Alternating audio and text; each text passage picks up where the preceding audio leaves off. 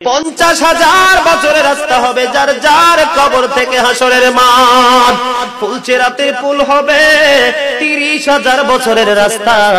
আমার উম্মত গুলো কিভাবে রে পায়ে হেঁটে তারা অতিক্রম করবে?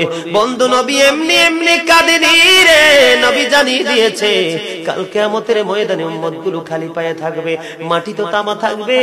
ও বন্ধু, তাদের শরীরে কোনো পোশাক থাকবে না, উলঙ্গ অবস্থায় থাকবে।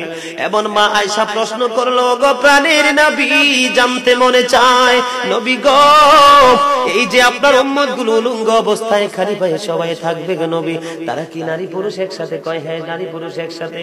তারা কি কেউ কারো দিকে নজর দিবে না? এবার আমার নবী বলেছে, আয়েশা রে, কেমন করে নজর দেবে রে আয়েশা? বন্যার পানি যেমনি প্রবল বেগে বৃদ্ধি পেয়ে পৃথিবীর মানুষগুলোকে গ্রাস করে ফেলে, কাল কিয়ামতের দিন এই জাহান্নামের আগুন মানুষের দিকে বন্যার মতো প্রবল বেগে ছুটে এসে মানুষকে ঘিরে ফেলবে। এত ভয়ঙ্কর হবে রে আয়েশা কেরা, এত ভয়ঙ্কর হবে আশুরের দিন, এত ভয়ঙ্কর হবে সেই দিন। আর সেদিন এত বিপজ্জনক হবে, একটা পুরুষ আর একটা নারীর দিকে তাকাইবার মতো সুযোগ থাকবে না।